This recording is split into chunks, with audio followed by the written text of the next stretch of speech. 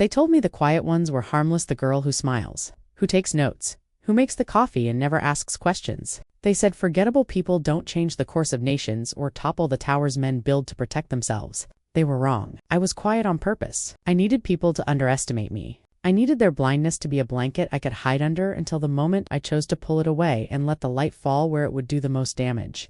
My name used to be Avery Miller. The world would learn me later as Ava Red, the competent secretary everyone liked and almost never noticed. But before any of that, before the new resume, the false references, the new haircut and the softer voice, I was a sister who buried a silence so deep it broke the world I lived in. Emma was my sister. She was bright in the way that made people uncomfortable. The kind of person who stayed up nights reading company reports for fun and who asked the questions others thought too blunt. She had a laugh that filled a room and a stubborn streak that meant she never accepted no for an answer. At 19, she landed an internship at Hawthorne Capital because she earned it, because she worked, because she believed the city belonged to people who showed up. One late-night text was all I got before she disappeared. Staying late, big opportunity. She never came home.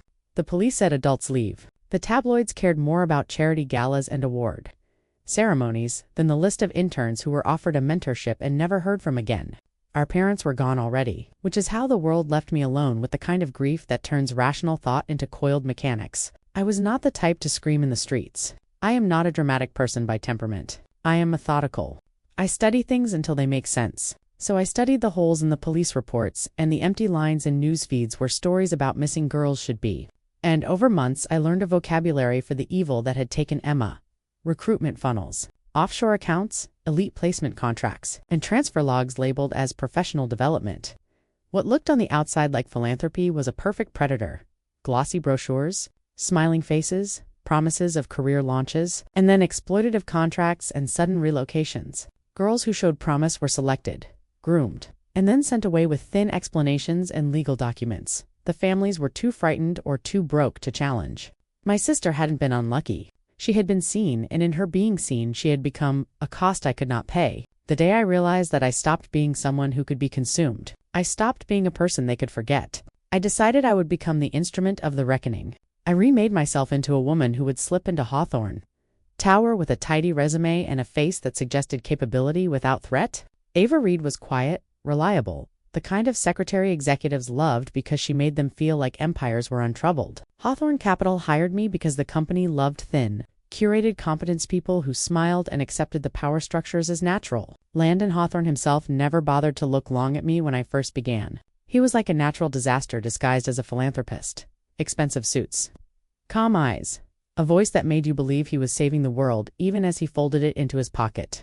He charmed foundations and magazine covers with lines about investment in youth and developing future leaders. He told the city he was building opportunity while he used the machinery of his firm to manufacture victims. The first weeks I spent watching, listening, and cataloging. I learned their schedules like a cartographer learns a coastline, every curve, every rise and fall, the patrols of security, the times interns were summoned, the side doors that opened to private cars on rainy nights. I mapped which assistants were expendable and which had the trust of men who thought themselves gods. I learned the language people used to disguise crimes, placement, relocation, talent pipeline. I watched which interns left and were replaced, who came back hollow and who simply never returned at all. I made friends with the payroll clerk who complained about transfers, with the IT tech who grumbled about lazy execs reusing passwords, with the guard whose son had been denied a job twice and who resented the way the rich treated the building like a private country club. Every small kindness, every offhand complaint, every shared cigarette outside a back alley door was a seam I could tug. The first time I walked into Hawthorne's private suite, I poured his coffee and listened to the way he spoke of human capital like a ledger. He didn't see Emma in me. He didn't see Avery and Ava. He saw a hand that fetched and a face that smiled. That, more than anything, was his weakness. Men like him believe they own the eyes of those below them because those eyes rarely look up. But when you are the person who already knows what they did, you have a different kind of power.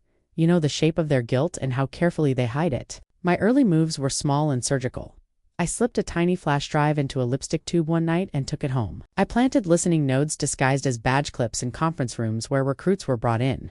I copied files and encrypted layers on cloud accounts that would be triggered through proxies if anything happened to me. I dated passwords, mapped transfer routes, traced payments to shell corporations, and made invisible duplicates of everything. That required patience, a trait people underestimate, like they underestimate quiet women. Revenge is not a single blaze of fury. Revenge is attrition. You weaken the structure, you erode trust, you drive wedges between allies. You make the powerful small by showing them the truth they thought they owned. There were nights I sat under the lamp in a studio apartment and replayed Emma's last texts, how ordinary they seemed, and how devastatingly final. There were nights I wore her jacket to breathe into a familiar fabric and imagine what she might have thought if she knew this path. Grief does not excuse every cruelty. It shapes motives into a certain clarity. I am not a monster because I did it. I am a craftsman who took a terrible situation and redirected its momentum. Each piece I stole and stored was honed like a blade. I did not want to make Landon Hawthorne's death a spectacle. I wanted to remove him from the very thing he loved the most, his legacy and his power. He was a magician of influence. People who control narratives never imagine anyone can change the script. So I prepared a script that would not be rewritten. I started small. A financial anomaly here, a misplaced travel manifest there. A young intern's disappearance was nudged into a reopened case by an anonymous tip. I sent to a local journalist who had once written about corporate misconduct and lost faith in the stories he once chased. The trick with slow revenge is to make the enemy think the weather turned on its own.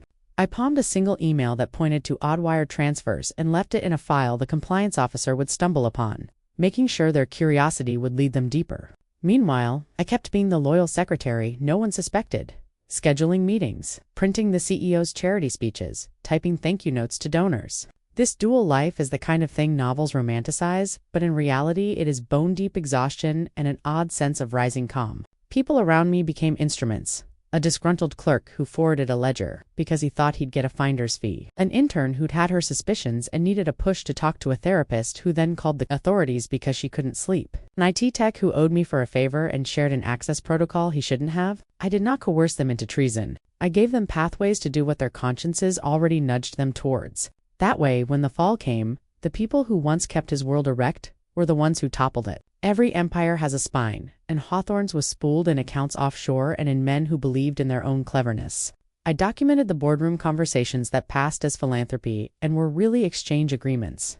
I recorded meetings where talent was a code word. I discovered fake nonprofits that existed to launder fortunes and found the list of placements, names of girls, supposed to vanish quietly. Emma's name was there, in a file labeled with a number and a status, disposed. When I saw it, something cold and precise clicked into place. For months, I'd worked like a surgeon with one hand steady and the other carefully distracted. Now the operation moved into the decisive phase. I built a dead man's switch network of backups that would release the data to agencies, journalists, and NGOs. If I stopped performing the routine checks, I alone could perform every 12 hours. The design was not just for redundancy, it was for leverage. Power built on secrecy is brittle against a distributed, relentless light. My switch would be the pivot on which the scales of justice finally tilted. I also severed, quietly, the cords of loyalty that tethered men to Landon. People who are protected by someone's name rarely willfully betray him unless the risk calculus changes. I made the risk of staying in his pocket higher than the risk of walking away. A few well-placed hints to the compliance team here. A carefully forged memo that implied funds were being moved into personally untraceable accounts there. And suddenly the men who had smiled in gala photos found themselves wondering if their salaries would still come. Fear is a bully's best weapon, but insecurity is its cousin. When I began to pull at the threads of the inner circle, I watched the way they glanced at each other. When they stopped trusting one another, they stopped trusting him.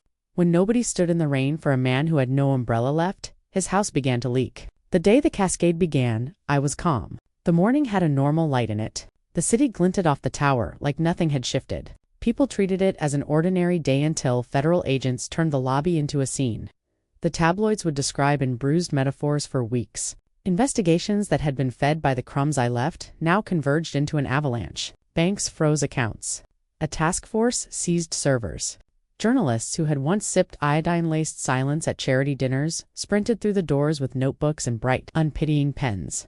Hawthorne's empire built on whispers began to drown in noise. Men who had once laughed in private now crouched at conference tables and whispered like frightened children. Landon stormed from his office like a colossus, finally aware of the earthquake beneath his feet. He saw me and, for a moment, the arrogance that had always shielded him flickered into something like fear-sharp animal, losing its polish. He confronted me in the hallway, voice harsh enough to break glass. "What did you do?" he spat.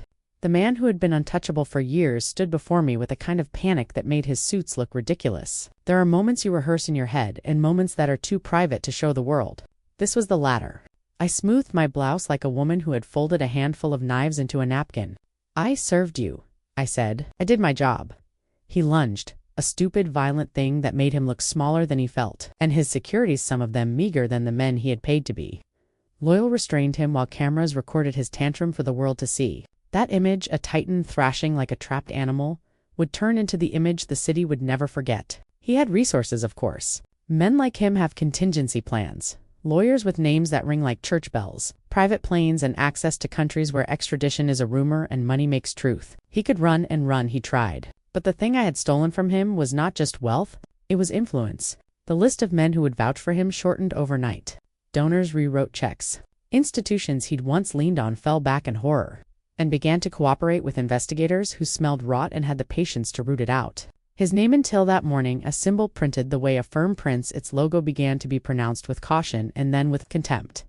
It is one cruelty of power to think that someone can erase your face. It is another cruelty to wake up and discover no one will buy your story anymore. What I wanted after the fall was not his death. I didn't assemble squads or choreograph violence. I wanted the obliteration of his legacy, the slow, humiliating evaporation of the things a man like him treasured. So I made sure he had options that would not restore his stature. I left a plane ticket on his desk, a cash card with a threadbare balance, and a fabricated identity that would buy him anonymity but not comfort. Let him live, I thought, with the knowledge that the city would forget him, only because it would be too ashamed to speak his name. Let him exist without the fanfare he engineered for himself.